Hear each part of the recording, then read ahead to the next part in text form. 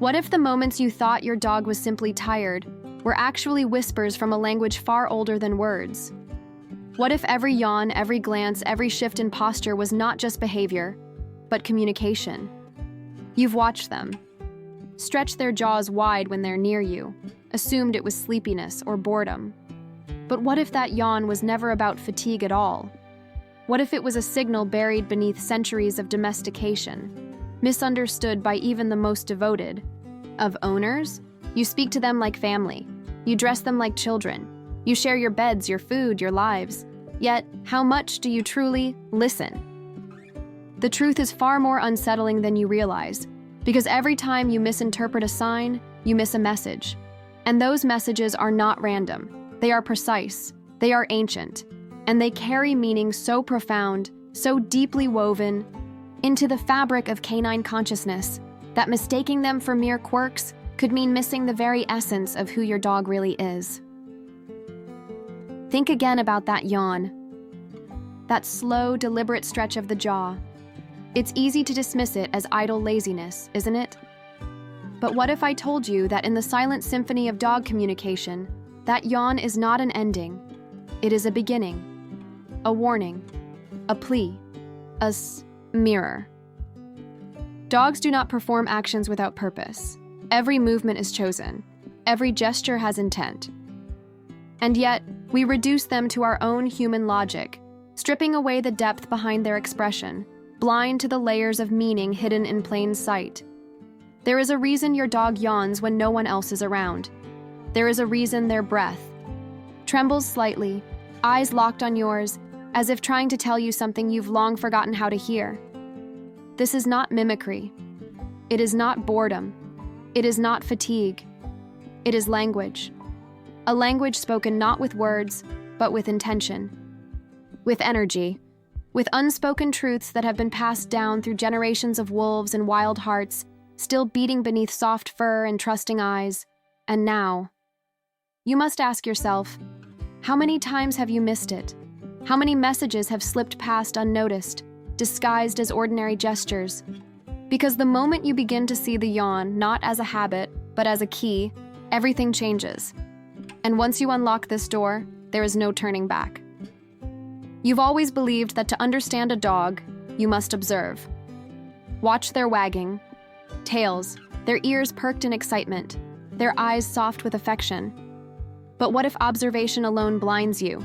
What if the truth hides not in what they do, but in what you refuse to see, because it makes you uncomfortable? Because it forces you to question whether your bond is as deep as you believe? That yawn you dismissed as boredom? It was never about sleep. It was about silence. The kind of silence that speaks louder than barks or howls. And yet, we translate their language through our own lens. Clumsy, human, incomplete. We hear a growl and assume aggression. We see a tail wag and call it joy. But dogs do not speak in absolutes. They live in shades, in pauses, in breaths held too long. And the yawn, that slow, deliberate stretch of the jaw, is not fatigue. It is tension, a release of energy so subtle, so refined, that only those who truly listen can begin to grasp its meaning. So tell me, have you been listening?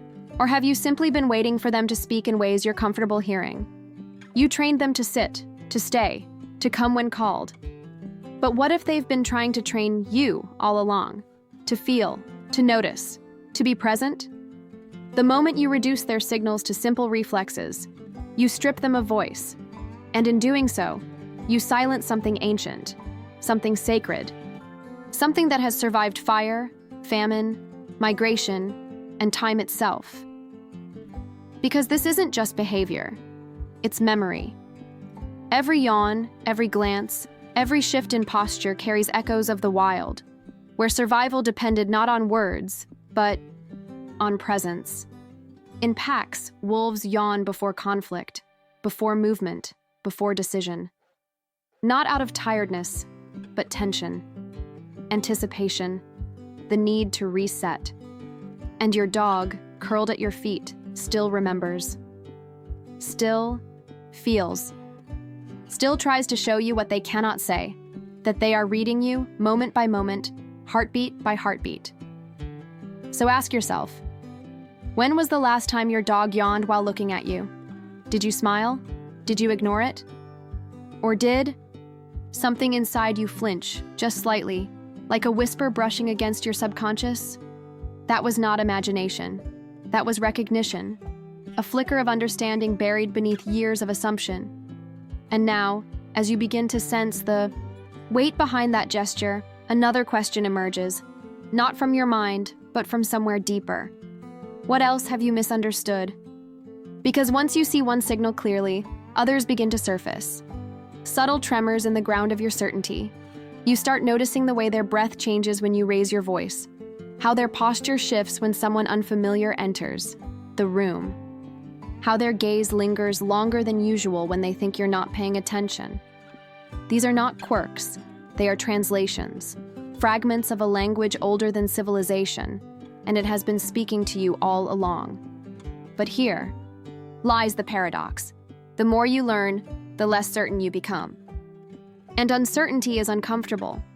It gnaws at the edges of your confidence, at the stories you've told yourself about how well you know your dog. What if the trust you believed unshakable was built on misinterpretation? What if the loyalty you cherished was, in part, an effort to be understood?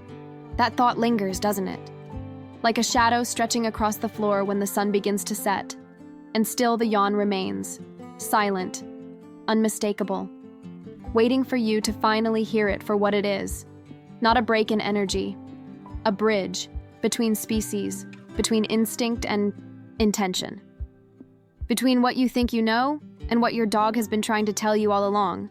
And maybe, just maybe, that bridge leads somewhere neither of you have walked before. And so, the yawn remains, not an end, not a pause, but a doorway left ajar, waiting for you to step through. You have spent years believing that love was enough, that food, shelter, and affection formed the foundation of your bond. But now you know, true connection is not built on presence alone, but on perception, on the willingness to see beyond what is shown, to hear what is whispered in silence, to feel what is never spoken aloud. And in that quiet space between breaths, where your dog watches you with eyes that have seen generations come and go, something shifts, something ancient stirs, because this was never just about understanding a yawn. It was about remembering how to listen, not with your ears, but with your awareness, with your soul, the same way your dog listens to you, the way they notice the tremble in your voice before you speak, the tension in your shoulders before you sigh, the shift in your energy before you even realize it yourself. They have always known more than we give them credit for, perhaps because they do not measure wisdom in words, but in presence, in stillness, in the spaces between moments. And perhaps, just perhaps, they are here not only to be understood, but to teach us how to return to that same depth within ourselves. So now, as the final note fades into silence, ask yourself this: will you continue to hear only what you want to believe? Or will you open yourself to what has always been said, in glances, in gestures, in the slow, deliberate stretch of a jaw that speaks volumes without a sound? If you choose the latter, then let this not be an ending, but a beginning. A quiet revolution of attention, a reawakening of instinct, and if something inside you has shifted, if even one truth has settled deep into your bones, then share this journey with those who also seek to understand, to connect, to remember. Because some whispers were never meant to be heard alone.